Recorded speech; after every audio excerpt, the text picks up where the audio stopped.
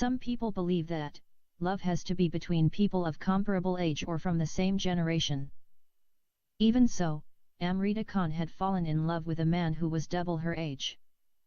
He was 40 and she was 20. He was already married with children. She had met him by chance in front of the jail. In India, it is customary for young people to call older kin or fellow countrymen by an honorific. Amrita, for whatever her wants and deficiencies, was a polite girl and respectfully addressed the cabbie that picked her up as uncle. This is especially true if the older person is of the same nationality. For an older female, the honorific is naturally auntie. She had just been released from detention. She had been detained for more than a month for no particular crime except for not revealing her true identity and the discrepancy of her middle name, Krishna, and her last name, Khan, and the fact that she had $65,000 in her carry bag. Now released on her own recognizance and her visa still intact, she had no place to go to. The only relatives she had in America had just accused her of being a Muslim terrorist and sent her behind bars. It was her good fortune that the evening of her release coincided with a plot by the inmates to kill her. The hand that stayed her life came from two unlikely sources. Two classified emails from the London police and the Mumbai CID. While from different places and authors, essentially they both contained the same information and verified each other. The emails cleared Aphrodite Krishna Khan from the serious charge of being a Muslim terrorist and revealed that she was the current reigning Miss World. The two emails effectively cleared Miss World Aphrodite Khan and she was released immediately with all her personal effects returned to her accordingly. It was 8:30 p.m. when Amrita Khan walked out a free girl. She left not knowing what her next plan of action was. She was sure she had no intention of going back to her cousin's apartment because his wife had made her stand very clear. While she was standing in front of the jail, Amrita was trying to figure out how to return to India and live with her mother Rani Krishna. However, her train of thought was she saw a man sitting in a taxi. He asked her where she wanted to go. "Uncle, I have no place to go to." "Are you an Indian Muslim girl or Pakistani Muslim girl?" "I am an Indian Muslim girl." "Where do you live?" "I just got released from jail. Before I was arrested, I used to live with my cousin brother and his wife. His wife accused me of being a terrorist and sent me to jail. I don't want to go back to them." "Why don't you go back to your cousin and tell him that you have been set free from prison because the police found out that you are not a terrorist?" Still my cousin's wife would try to find another way to get rid of me. "I just want to go back to India. Can you help me, uncle, to return to India? I have money to buy a ticket." "If you want to go back to India, then why did you come all the way here?" "I have never heard of an Indian who came to America and returned to India again. People sell their houses and properties and spend millions of rupees to come here. It is a land of great opportunity. You are a young woman, why don't you rent an apartment and find work to do?" "I don't know anything in this city. I don't know how to find a place to rent. I can help you to find a place to rent and work to do. But I don't know you. How can I trust you? You may cheat me or do something bad to me. I don't trust men. All men want is to use the girls for their pleasure. God forbid it. I am a married man with children. You are as old as my daughter. Besides, I love my wife. What is your name?" "I am known as Jimmy. Your wife may not like it if you take a young girl like me to your house." "I have never said that I am going to take you to my house. I agree with you that my wife won't like it if I bring a young girl like you inside the house. She may accuse me of having an affair with you.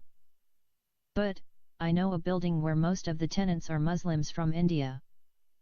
You could rent an apartment in that building and live by yourself and then try to find work to do. Most of the young Indian girls like you work as cleaners or domestic help.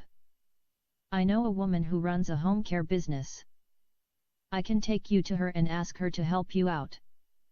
What do you think?" Why do you want to do all these for a girl that you have never known before and who just come out of jail? I just love to help people, especially my fellow Indians. Thank you so much, Uncle Jimmy. I believe that Allah has sent you to help me. Get in then and let us go see the building. Amrita Khan felt she could trust the Indian cabbie and hopped in for the ride. Jimmy did not see the face of the Indian girl he had just picked up from in front of the jail. She was back to wearing her enshrouding black burqa.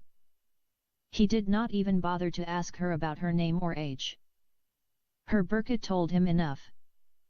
It said that the owner was Muslim and probably very devout. He simply wanted to help her find a roof over her head and a job. It was his habit to lend a hand to Indian immigrants who came across his path. He did not expect favors in return from those he helped. He just enjoyed helping others. Sometimes, he refused to take money from Indian immigrants who traveled in his taxi. His good nature won him the favor of many immigrants.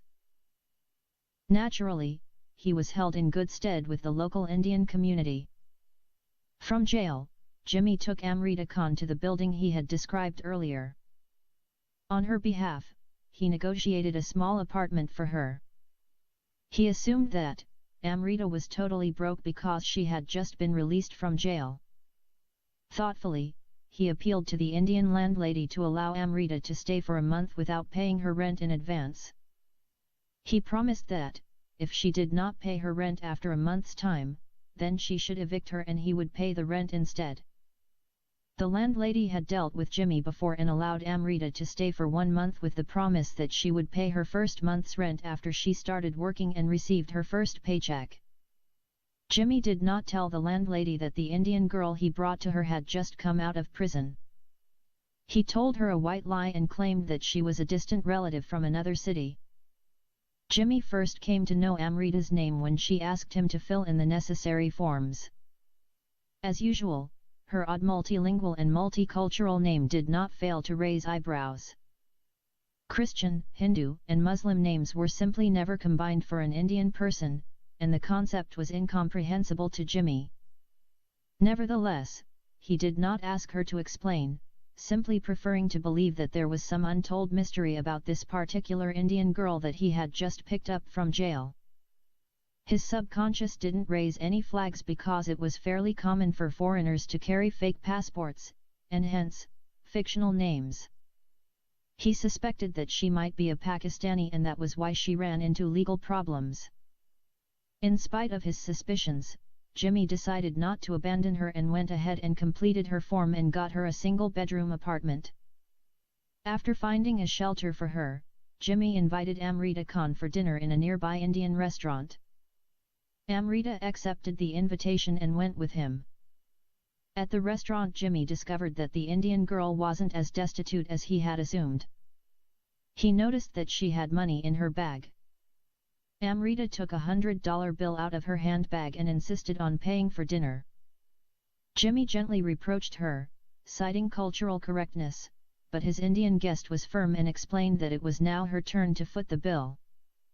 She argued that, since Jimmy had helped her get settled in, the least she could do for now was to treat him to a good meal. Amrita was under the impression that the good uncle had paid her first month's rent.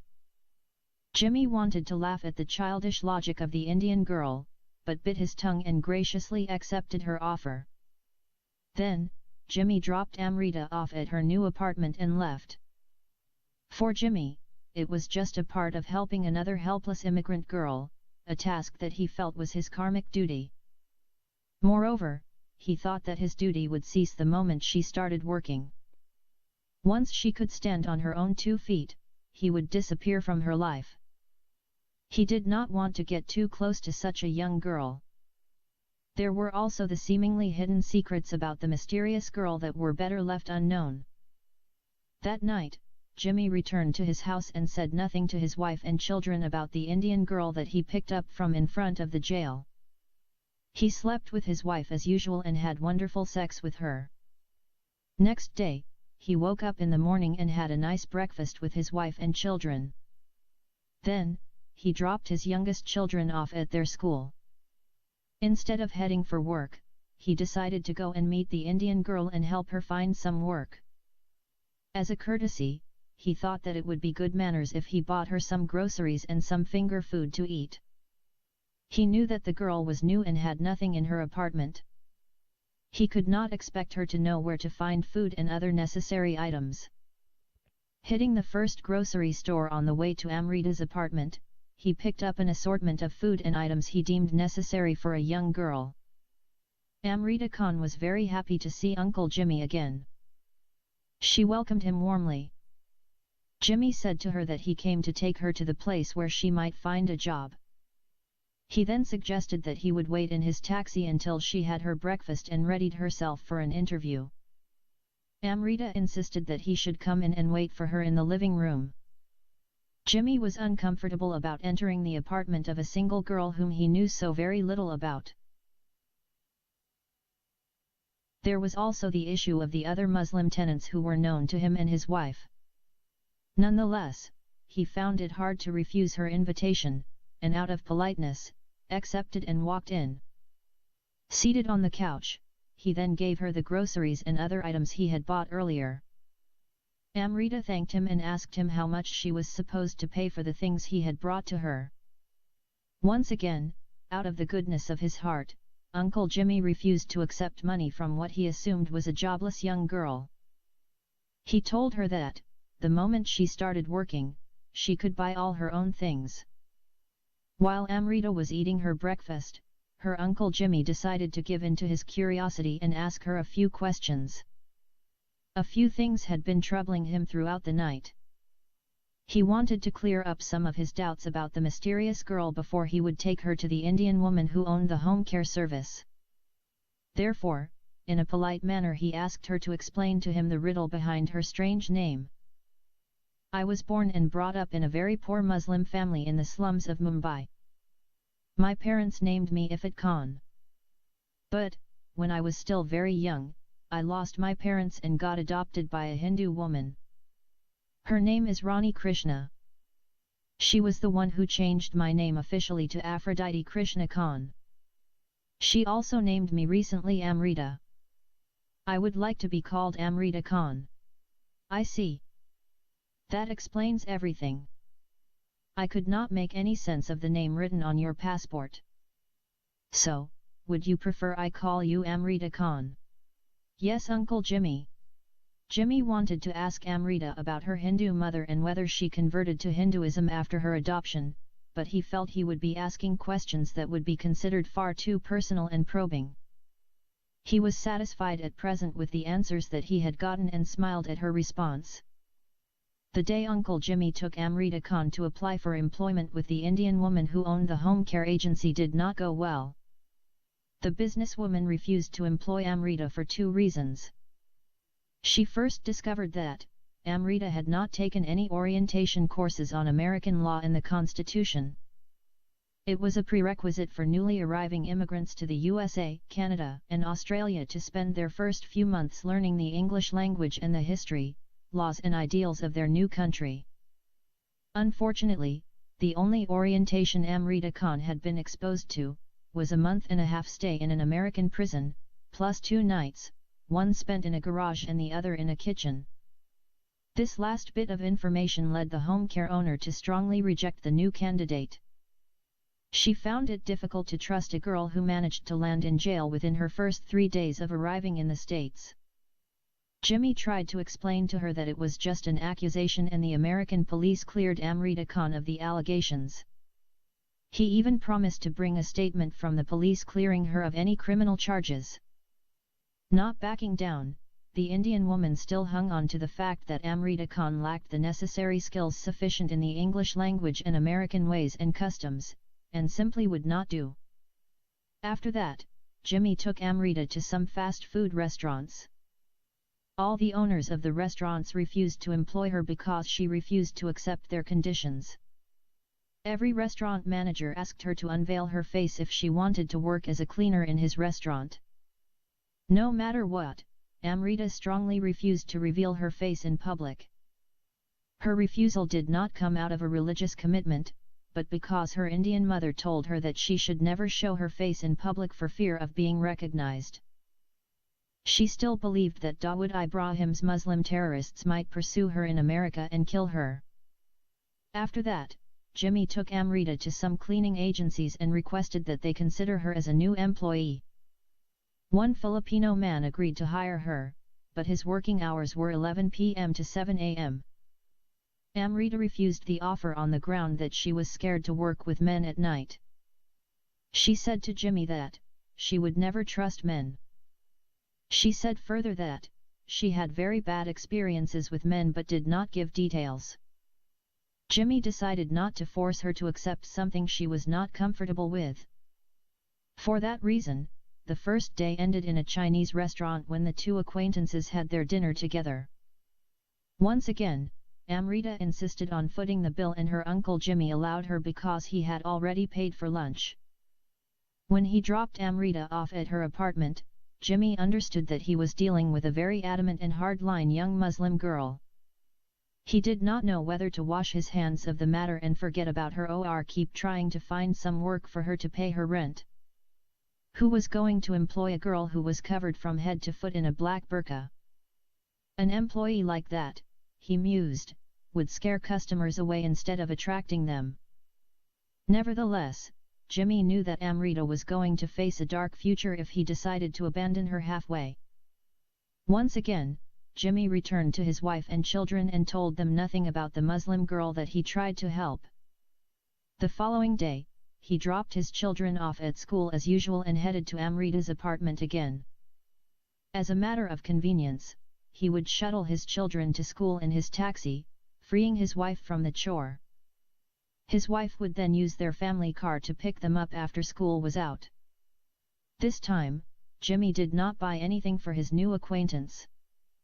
He thought that by continuing to buy her things, he would enable her to become dependent upon him for everything and she would never bother trying to find a job. He had to help her become independent and on her own. He guessed that Amrita might have a few $100s with her but she would need a lot more money and soon. Nevertheless, when he arrived at her apartment, Amrita Khan surprised Uncle Jimmy by asking that he take her to a place where she could buy a TV and a DVD player. She said that she was feeling bored in her apartment without any entertainment whatsoever. She specifically requested to be taken where she could buy some Indian movies, citing them as her favorite.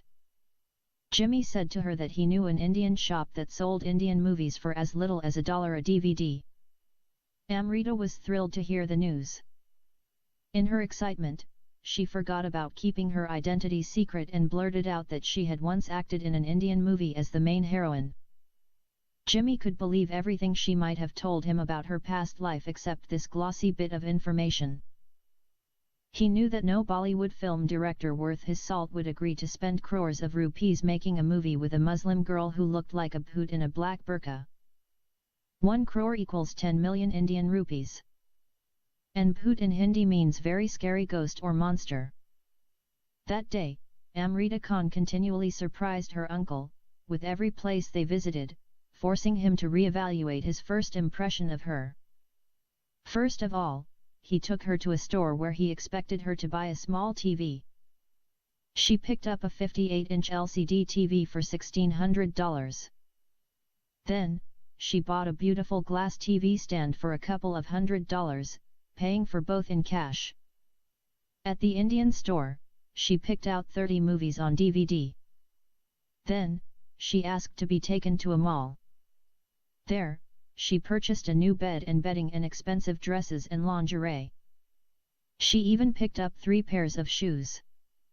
Jimmy was thrown off by the way Amrita was throwing her money around. He wanted to advise her to be careful the way she spent her money because she could have used the money to pay her rent for a couple of months, but he thought that she might misconstrue him as taking liberties and acting like her real uncle. Jimmy was more tickled wondering why Amrita bothered buying beautiful clothes and shoes when she was perpetually draped in a black burqa. Who was going to be able to see her in lovely dresses except when she sees her own image in the bathroom mirror? What a waste of money, Jimmy thought. In Saudi Arabia and other Middle East countries, well-to-do young women put on very beautiful dresses and then cover their bodies from head to foot in black burqas. When they sit in their fathers' expensive cars, usually driven by Indian or Pakistani drivers, they tend to reveal their legs and thighs to tempt onlookers. If asked, the response is usually that they are feeling hot. Not sexually hot, but 45+ degrees centigrade of wafting hot heat from the unmerciful rays of the Sahara Desert Arabian sun. They might be right that the heat forced them to peel off their clothes and reveal their nakedness. However, one could be forgiven wondering which was more sexually appealing to a male onlooker, the exposed legs and thighs of a young Arab girl or her face. Young Muslim girls do the same in Western countries, covering their heads with small scarves, while putting on tied jeans and t-shirts. If asked, which more tempting, their large backsides and big breasts or their hairs, they will say the hair has irresistible sexual element in it. In other words, the girl with her hair uncovered is too attractive and tempting to be resisted. It does not matter how finely they try to articulate or argue this point, it is still false, nonsense, and foolishness. A 3-day exposure to Amrita told Jimmy much more about the character of his protégée, underlining the fact that she was both impetuous and childish. She was quick to get excited and equally quick to fall into a tantrum. Small inconsequential things could get her all worked up or make her ecstatic. He also realized that this girl had no concept of the future. She simply did not care what was going to happen to her next. She demonstrated no interest in finding a job or making her situation more secure. She just wanted to live for the moment and let tomorrow take care of itself. Jimmy quietly wondered why her Hindu mother would agree to send her all alone from India to America. It was clear to him that such a childish girl could be easily deceived. At the end of the day, Jimmy also came to the gradual realization that Amrita was not as religious as her ubiquitous burqa might suggest. He had never seen her pray the way a committed Muslim woman was supposed to, 5 times a day. She freely mixed with him, although Islam did not allow the Muslim woman to be in the company of a man who wasn't her husband or her muhrim, such as her father, brother, grandfather, or grown-up son. He did not fail to notice that she seemed to be more intimate with him, with casual touches of her hand and her body, without the necessary apologies. In short, he suspected that she began to like him not just as uncle, but as a friend. Jimmy started to like Amrita too. He began to enjoy her company and like her childish nature. In the beginning, he obviously did not want to get involved with an unknown character that might take advantage of his generosity. But all their time together was decidedly pleasant, and he knew that each minute spent in her presence drew them closer together. Jimmy decided not to tempt fate and play with fire any longer. He was, after all, as he reminded himself, a married man who loved his wife and had a wife who doted on him. He did not want to risk a long-time meaningful relationship with his wife by falling in love with a girl as young as his daughter. For that reason, Jimmy made up his mind and decided to put an end to his irrational behavior. On the 4th day, Jimmy steeled himself and approached a Romanian woman who also operated a home care business. This woman was known to him and he had her respect. In the past, he had helped her in finding hard-working, dependable immigrant girls for her business. This was the woman he intended to introduce to Amrita Khan as a prospective employer. He confessed that she was new to America and that she had been jailed for a month and a half on charges of terrorism. He quickly added that the FBI soon cleared her of all charges, since she was innocent and it was all a misunderstanding. He closed his suggestion of employment with the guarantee of a police report proving that she had been released from all charges and that she had a clean personal record. The Romanian woman trusted Jimmy and agreed to employ the Indian girl, sight unseen. Nevertheless, Jimmy told her that the only condition that the Indian girl had was she would not remove her Islamic niqab and show her face in public. The Romanian woman immediately changed her mind, explaining that it would not be possible to employ anyone who insisted on keeping her face veiled. After much discussion, they came to the agreement that she would hire her, and the burqa girl will remove her burunjia once she arrived at her workplace. She would be required to change into her uniform in the washroom and only wear her burqa after completing her duties and leaving the residence. Jimmy had already decided that if Amrita refused to compromise, he would simply wash his hands of the whole matter and say his goodbyes. With that determination, Uncle Jimmy approached the burqa girl and told her about the golden opportunity and the high-paying job. Then, firmly and with a stern look, he explained the conditions of the Romanian home care owner. After that, he made it very clear to his acquaintance that if she refused this job offer he was going to wash his hands and walk out of her life forever. Instead of saying yes or no, the burqa girl began to cry. Uncle Jimmy had expected resistance from his new friend, a temper tantrum or any variety of refusals except for the heartbreaking sobs he was now observing.